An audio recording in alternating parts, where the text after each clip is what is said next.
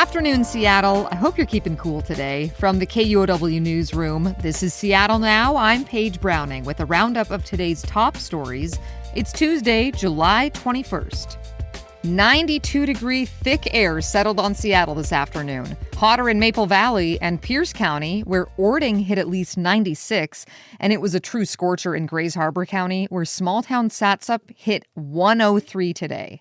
The heat won't relent until Wednesday night. And air quality is moderate throughout most of the Puget Sound region today as wildfire smoke starts to settle in. The Puget Sound Clean Air Agency predicts it'll remain moderate through tomorrow. The agency says some areas in eastern King and eastern Snohomish counties could reach unhealthy for sensitive groups or worse for short periods.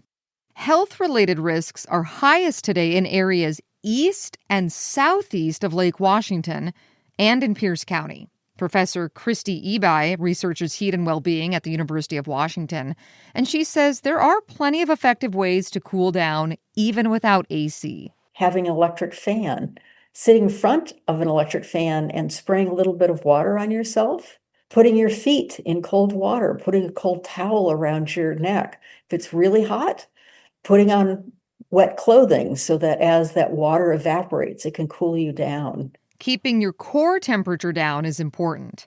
Climate change caused by burning fossil fuels is making heat waves more frequent, intense, and longer, but Ebi says all heat-related deaths are preventable. If you do want to go the air conditioning route, renters in Washington state may have an easier time installing units now. State government reporter Sarah Mises-Tan has more. The legislature passed a law earlier this year making air conditioning a tenant's right. Renters can now install portable AC units without prior landlord approval. The rule took effect in June. Lawmakers say the state previously had very little guidance on AC in rental units. And as summers get hotter, air conditioning is more of a necessity in homes. But landlords associations have expressed concerns over the law. They say window box AC units pose safety concerns. They can sometimes fall out of place, causing injury or property damage. Landlords say these units often lead to higher property insurance rates. The law says a tenant must give 2 days' notice before the installation and must allow a landlord to inspect AC units. A landlord can reject a unit if it's installed improperly or if it's damaging the property or causing a safety hazard. In Olympia, I'm Sarah Mises-Tan.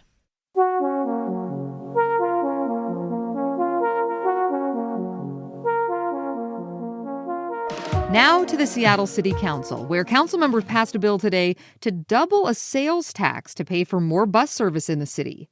Casey Martin reports. The council approved a 10-year plan to fund and expand bus service in town. It'll also cover streetcars, improve some transit infrastructure, and give more people free Orca cards. To pay for it, the city's transit sales tax will double. That means 30 cents on every $100 purchase. The city says a two-person household can expect to pay $58 a year.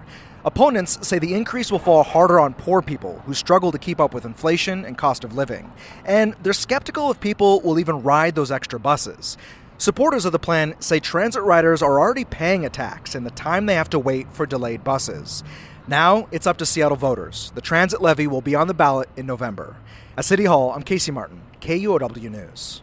The city council also kept data centers in its sights today. That's because Seattle City Light will charge them more than they charge residential customers for the same power. The city council gave the plan its final okay today. Joshua McNichols has more. Here's how the plan would work. Say a developer wants to put in a new data center next year after Seattle's one-year moratorium is over. Or say the developer wants to build a data center outside Seattle, but still in Seattle City Light's service area, like Burien.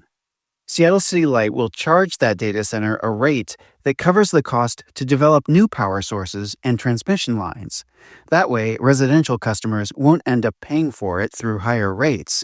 However, residential rates are rising anyway, almost 10% this year and the next. Joshua McNichols, KUOW News. Tukwila is making news today, too. Its city council made camping on city property illegal. The council approved an ordinance making that a misdemeanor with penalties up to 90 days in jail and a $1,000 fine.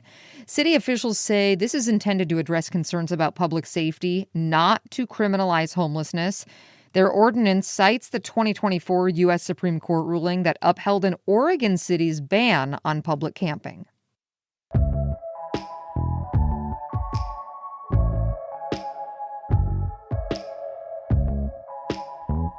Jeffrey Epstein is back in Washington news. An external review of the Gates Foundation's ties to Jeffrey Epstein has found that staff met more than 24 times with the disgraced financier. Discussions between foundation staff and Epstein centered on a public health fund that never materialized and a grant.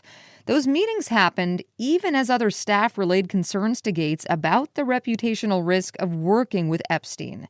Gates has repeatedly denied any knowledge of Epstein's abuse of girls.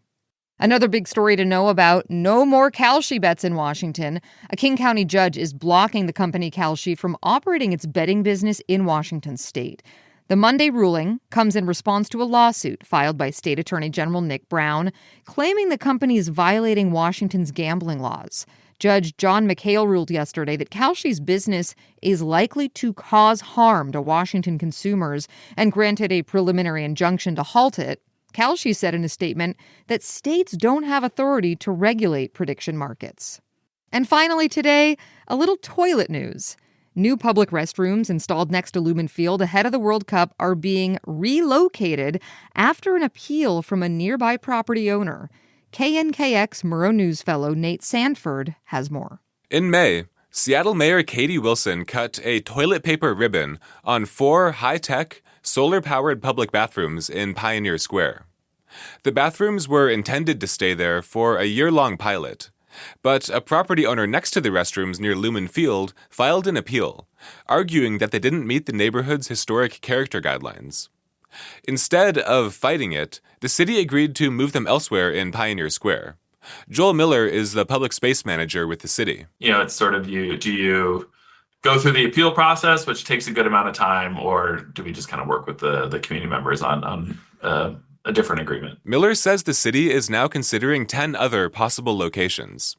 He says visitors gave the bathrooms an average cleanliness rating of 4.2 out of 5.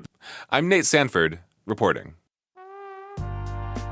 Next time on Seattle Now, a major local immigration law firm closed this year. We'll get into why and what it means for former clients and the system overall. I think it's probably one of the best examples yet showing how broken our immigration system is. We need to find solutions so that people aren't taken advantage of. Hear that Wednesday morning. That's all for today from the KUOW newsroom in Seattle.